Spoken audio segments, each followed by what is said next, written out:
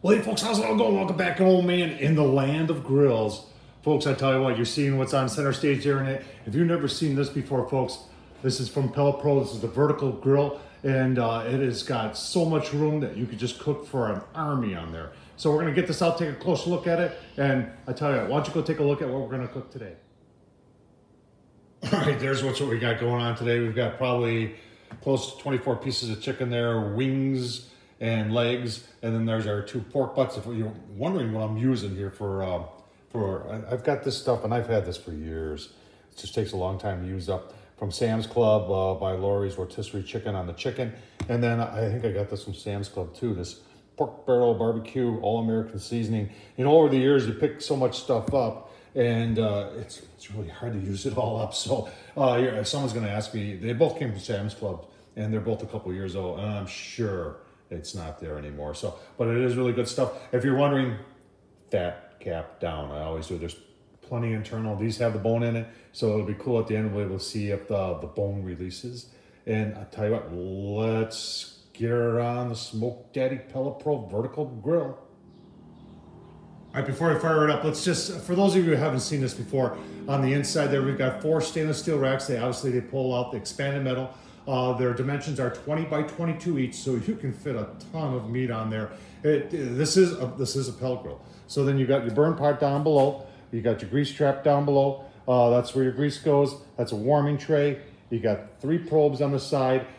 This kind of has backdraft in it, meaning that the smoke comes up, and then as long as you have the top vent closed, it circulates back down and then comes out right there. You have a circulation fan because it's a vertical grill, and the heat has a tendency to rise. So that helps, keeps everything nice and consistent throughout. On the pellet box side, PID, it's got the great Smoke Daddy Inc. Pellet Pro PID controller. Now, I've had this one for about 2 years. They've got the new model now has their Wi-Fi in it, and that's a 35-pound hopper, and you don't have to worry about anything. It's vertical, so nothing gets hung up in there. You see what I'm burning today. I've got some hickory and some hickory char in there, and you got 3 nice temp gauges on the outside. It's got wheels on it and moves around very nicely.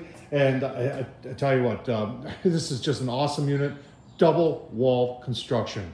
So even if you're in a colder climate like I'm in the upper Midwest, this thing performs very nicely in the wintertime. So tell you what, let's get it fired up. Let's get that meat on. All right, folks, just got it fired up. 160 is low smoke. That's what I got her on. You can see the smoke rolling out of there. That's pretty impressive. 156, 158 is with the PID. It's PID on this Pellet Pro, where it's phenomenal, folks. If you're wondering where you can find them, www.smokedaddyinc.com. But you can see the smoke coming out of the stack there. Like I said, it goes up and around and back down, and you've got double wall construction in this thing. And then from the back side, see this, I have not turned on the fan yet, which I've got to do. I did not put any extra pellets in. That pellet hopper is 35 pounds, probably about half full. Let's take a look. Let's take a look on the inside. You got 2 latches here.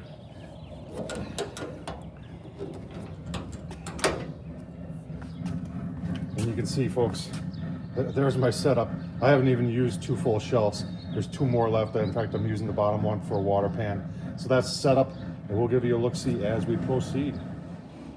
All right, folks, I just want to show you, I have not turned the fan on yet, because people ask me, is the fan really necessary? And I'm looking at the temp gauges here, and I did update these temp gauges from the ones that come with it. And I like these little red, white, and blue ones. They're just easier for me as an old man to determine what the temperature is. But you can see the 2 top ones are reading, the top and the middle are in pretty close to 160, and you go down a little further, and toward the bottom it's a little bit warmer.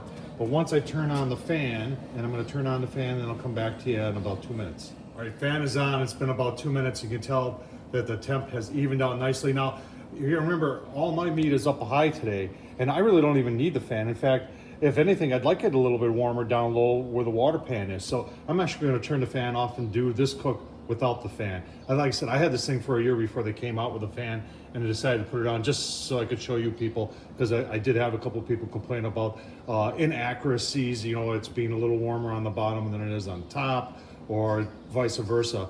And if that bothers you, then put the fan on. If not, run it the way it is.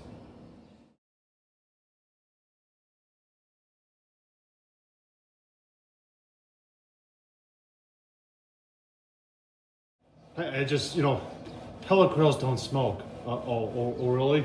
Folks, this one does. Smokes a lot. All right, folks, for about 6 hours and 45 minutes, we kept it on a low smoke for about, it was right around 6 hours. Now we bumped it up to mid. Mid on the Pellet Pro is 260, but you can go anywhere in between. I just love the presets on this thing. Take a quick look.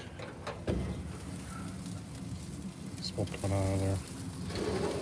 Look at that chicken.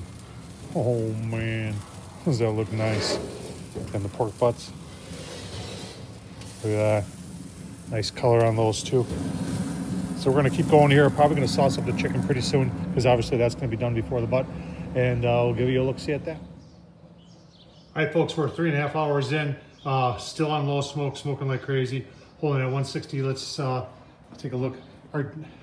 Now, I don't have the fan on. You can see we're 160, you know, a little lower than 160, and then about the same. So we're all within, we're all within about 5 degrees of set point here. Let's take a look. I've been spritzing a little bit. I've got a mixture of Dr. Pepper and water, about 2/3 water, 1/3 Dr. Pepper. I've spritzed them twice now in 3.5 hours. Let's take a look at our chicken here first. Oh man, look at the color on that. That is beautiful. Take a look at our pork butts. Nice. So we're gonna give them a quick spritz here. Keep on going. You keep on watching. All right, there's the chicken, folks. Just pull it off, sauced up. Man, I'll tell you what, a little open pit on there, and that is going to be good eating, folks. Tell you what, we'll get this taken care of, and then when we come back, we'll take a, you know what, we'll take a temp on those pork butts. See how they're doing. All right, like I said, chicken's off. We're coming up on 8 hours, so let's take a temp and see how our pork butt is doing. Smoke coming out of there. Look at that nice color. I'll tell you what, that is beautiful looking right there.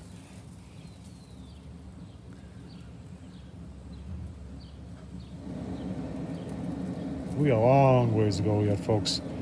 125 there. We'll go on to the other one. 133 in the other one. So keep on going. Keep on watching.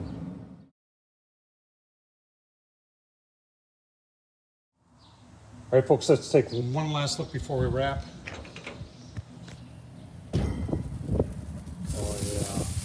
It would help if I put my gloves on. Man. Give you a look-see there. Nice color, nice bark. Time to wrap, folks. Give you a look-see once they are ready to pull. Oh, man, I got 2 sandwiches there. I've got a bit of this whiskey barbecue sauce from Armadillo pepper and pickles. And I'll tell you what, here's our pulled pork here, folks. Turned out great. Look at the bones. Pulling right out. 1 and 2. Folks, I hope you enjoyed this. Don't forget to subscribe. Tom Horseman at YouTube. And as always, folks, can't say it enough. Thanks for watching. Thumbs up, leave a comment. And as always, take care.